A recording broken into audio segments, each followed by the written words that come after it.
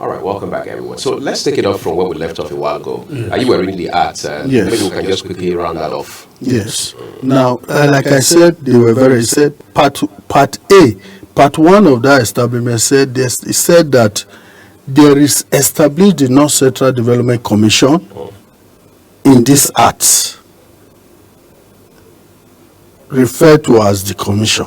Now, the commission shall be a body corporate with perpetual succession and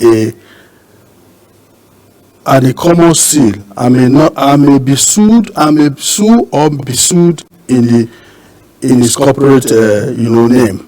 Now, it moves further. Let me jump to subsection 1. See, there is established for the commission a governing board in this act, referred to as the board, which shall consist of 1, the chairman, 1 person who shall be an indigene, underline, 1 person who shall be an indigene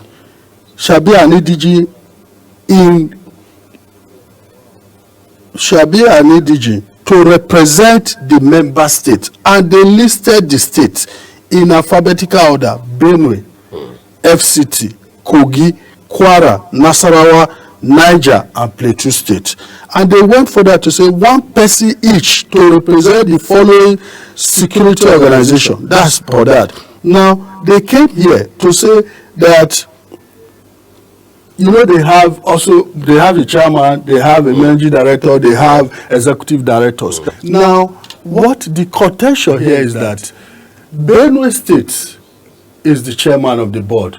Because even in the act, it stated that the chairman of the board shall rotate for 4 years, and it shall rotate among the states in alphabetical order, which means the next chairman of the board will come from FCT. Right. After Benue. Now, Benue already have the chairman. They also have an executive director.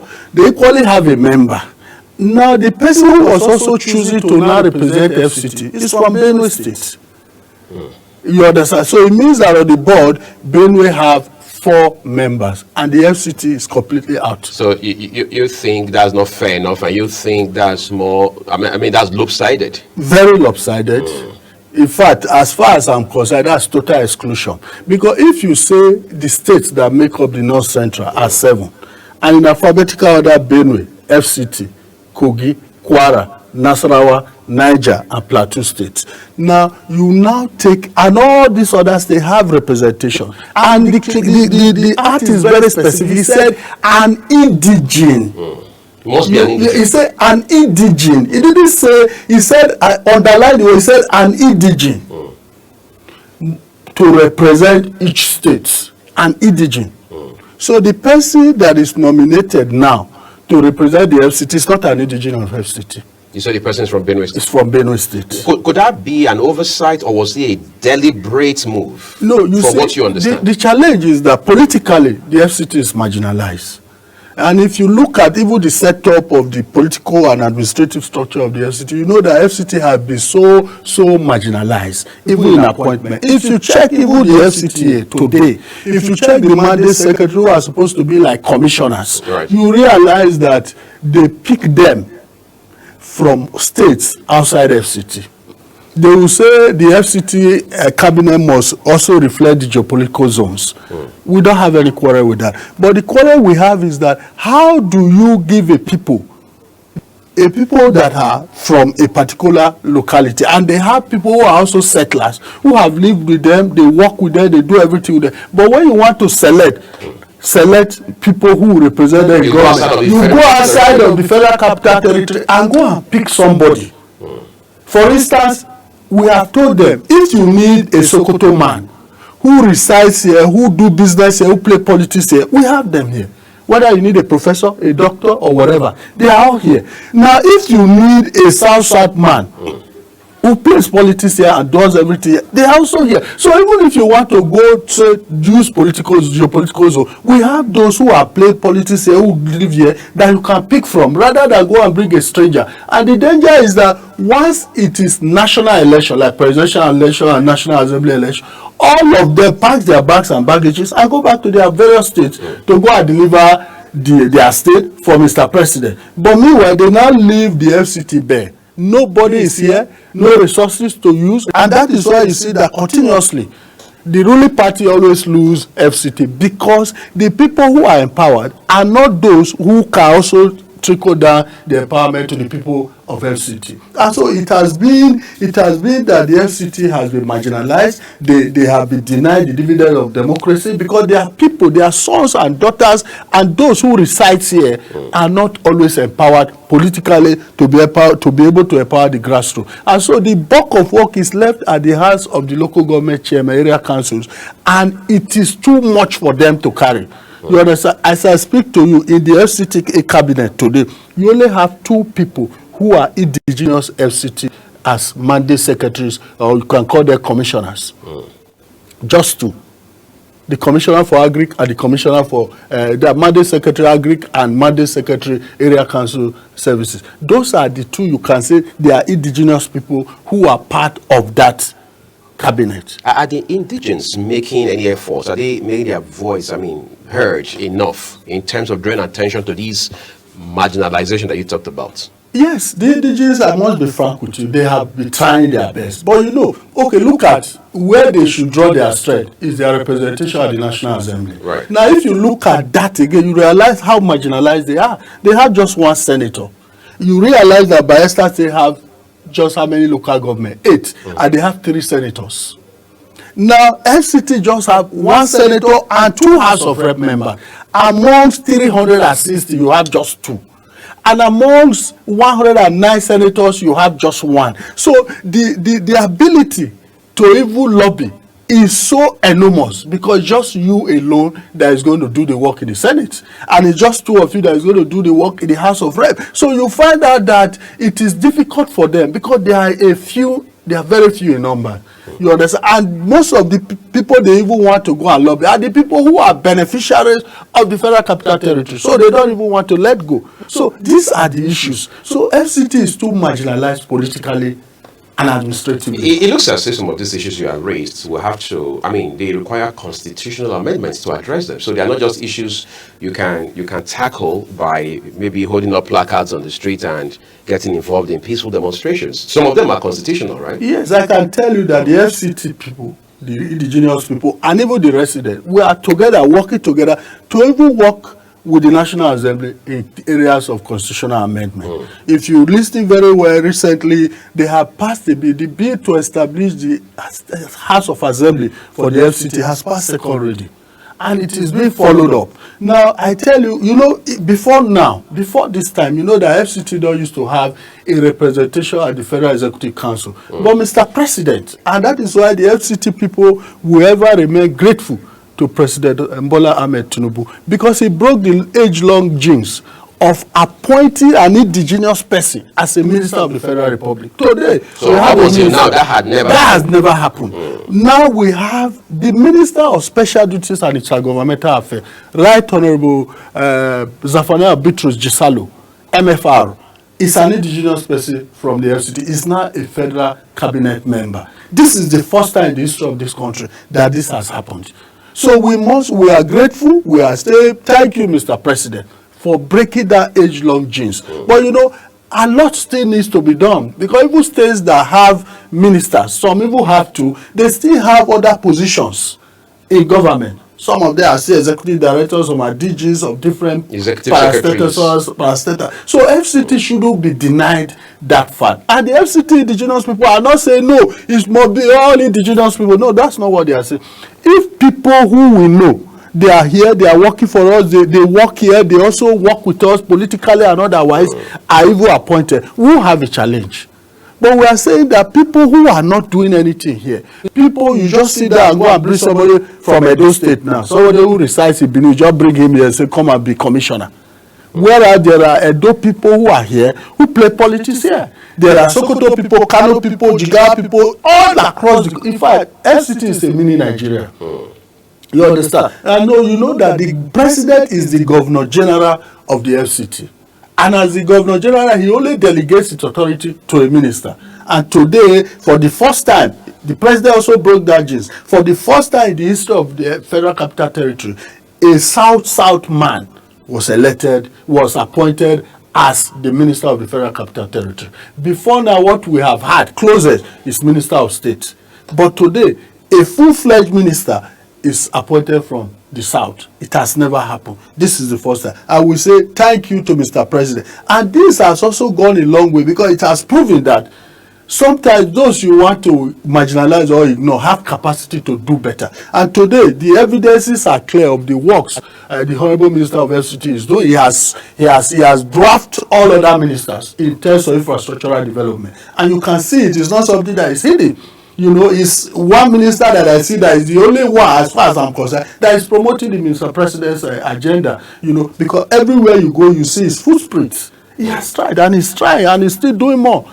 And he has promised that May 29, a lot of projects are going to be commissioned, even in the FCT. And we are seeing them. So we must say kudos. Thank you, Mr. President. Continue, carry the FCT along. But, you know, when there is abnormality, when something is done, it could be in error. Maybe they are not also aware. It could be in error. And because we are not the drafters of the act, so it can be an error that can be amended. That is why we are talking now before the inauguration, so that they know what to do. There are so many appointments they can give to that young man. So you think it still can be corrected? Of course, yes. Of course. It happened just recently when they also nominated the former deputy governor of Kogi State, His Excellency Edward Onoja, as the federal commissioner representing the Public Complaints Commission, FCT. And we rose up. I said, no, this is unacceptable. We have it. In fact, the person that was leaving was an FCT indigenous. Why not bring somebody from FCT and put? And of course, that was corrected. Today we have Honorable Musa Diko, former chairman of Buhari Area Council, as the federal commissioner, PCC, FCT. So it can be changed. It's just a nomenclature. They can just remove the name and put, and then find another appointment for the young man. The young man is also a friend who was appointed. I know him. It's not. It's what if you are given an appointment, of course you should rejoice. Right. It's not that he went and say you must give me this appointment. No, they only found him worthy and say take appointment. But of course, that appointment they have given him is misplaced because he's not supposed to be the one occupying that position. I want to ask you something real quick. I mean, you have credited President President Tinubu with the appointment of course, breaking the jinx of bringing a South man in the person of former River State Governor Wike to be Minister of the FCC. You also credited him with being the one who broke the jinx of appointing Josalo as a federal minister now who is in the cabinet of this present administration under the leadership of President Bola Tinubu. Yes. What more do you think the president can do in this regard to push the efforts, or if you like, advance the efforts to address this lopsidedness in the way the indigenous people and long-time settlers in the FCT are given opportunities to serve in public? I think one of the first things I would advise Mr. President to do is to send an executive bill to the National Assembly to amend that section. Section 299, I guess, I can't, let me... Or the 1999 Constitution. 1999 Constitution that says that FCT should be treated as if it were a state. You think that's wrong? It's wrong. When you say something should be treated as if it were, it means that it's not. So we have to be categorical? Yeah, we have to be categorical. The FCT is one of the states of the Federation. So that is the first amendment we need to do. Once that is done, and FCT is now recognized as a state, it means that all the democratic structures of a democratic state will now be in the FCT. We'll have the FCT State House of Assembly. We'll have to elect a governor. As against appointing a minister. As against appointing a minister. We'll now elect a governor. You can call him any nomenclature. It doesn't matter. But somebody that should be, it can be a mayor, but must be elected. It can be whatever name you seem to give. You can still call him if you like. Say, let him remain minister, but elected. You understand? Nomenclature does not matter. But we need to have elected people who are governing the FCT, so that the FCT, the political space will be open. As I speak to you, the political space for FCT is so strict that you can only be aspire to be a councillor. After councillor, you go to chairman. After chairman, you now have to struggle for the two positions of House of Rep and one position for Senate. And you see, if you check this, all the 6 area council chairmen, as they are leaving, the next agenda is either they want to go to Senate or they want to go to House of Reps. And you see that contest causes a lot because it is too big to have just one senator. FCT is qualified to have 3 senatorial districts and even more like ×2 of the local government we have now. Let us have about 12 local government. So that because Amak is big enough to be 3 local government in some states. Gwagwalada is big enough to be 3 local government in some states. So when you break these things down, you realize that FCT is just shrink. They need to open up the political space for FCT so that the people can grow politically. And that is why you see the highest office an FCT indigenous person or a resident can hold is senator, elected senator. So, and that is not good enough. And before now, we don't used to have even FCT be appointed as maybe DGs or executive secretaries of different parastatals. You know, they just, once they just give you that, you are a senate and that's all. So this political space needs to be opened up. And let me tell you, in 2013, 2014, 15, there was this man. It's late now. My late boss, late Comrade, the founder of Alliance for Credible Elections. He's late. He was the one that took the issues of the original inhabitants on his head. They founded Original Inhabitant Development Association, OIDA, and he was solely the one funding that process. He took them to national day. He even went to the UN. And that is why the voices of the indigenous people are now being heard. We are saying, I'm from Edo State. There are things I would not ordinarily want to be done to me as an indigenous of Edo State that I will not take. But a lot of those are being done to the FCT people, which is not correct and it is not right. And these people are not saying, oh, it must be only EDG. They are saying that people like you who have been with us, who are working with us, even when they give you appointment, we know that because we can trace you to your political ward, we can trace you to your followership, you can, you know, because I am also, as I sit here, I'm also the chairman of the APC South Forum in the FCT. So I have followers. So they say, okay, this kind of people, if you give them, we can also say, okay, at least we know them. They work with us. You know, but not just to go and bring a stranger because he just came and is in the FCT, because FCT is a place for all. You now come, you now give an appointment that is designated in the act for an indigene. That will be like robbing Peter to pay Paul. And we say it is not correct. It is not fair. It is injustice. And it is now beyond marginalization, it's complete exclusion. So when they are seated on the executive table to discuss issues of the zone, there is no FCT indigenous person who will be seated on the board. And that to also advance the interests of the FCT. That is not correct. I understand that you are aspiring to be chairman of AMAC. Yes. We're wishing you all the best with that. But I want to put you in the spotlight as we wrap up now. Yes. Senator Ireti Kingimbe has been there for, I mean, that will be 2 years by 29th of May, just a few days away. How would you rate her, if you like, impact at that level? Well, I don't want to be personal, but I must tell you that the environment she found herself is very difficult. Why is that? Is it because of the gender factor or the peculiarity of the FCT itself? Well, first, the gender factor. You know, the gender factor, there are very few. There are just about 4 in the Senate, women. Now, the gender factor is one. And secondly, the way the FCT is perceived. The FCT is so perceived that everybody thinks we are the owner. FCT is like a place that does not belongs to everybody and belongs to nobody. So people ordinarily will say, look at the constitution, says FCT is, you know, federal capital, everybody belongs here. That is the challenge. You understand? So those are the, and then she's having issues even with the minister. You understand? So, and I think that she should play more of politics. She should play less of politics and be diplomatic in some of the things she does. You know, especially across party lines. Yes, across party line. Because, you know, now, you know, FCT is even in a peculiar situation. The president is, who is the governor general, is APC. The minister who is a delegated authority from the president is PDP. Now, the senator is Labour. The AMAC Buhari Federal Constituency representative is Labour. The only APC representative is the one representing Abuja South, Gwagwalada, Kuje, Kwali, and Abaji. That is the only APC. So you see that the whole place is like they are not working in unison. because of maybe differences in parties and whatever. But when you get elected, I think the barriers of party lines should be broken, because the most important is the dividends that you give to your people.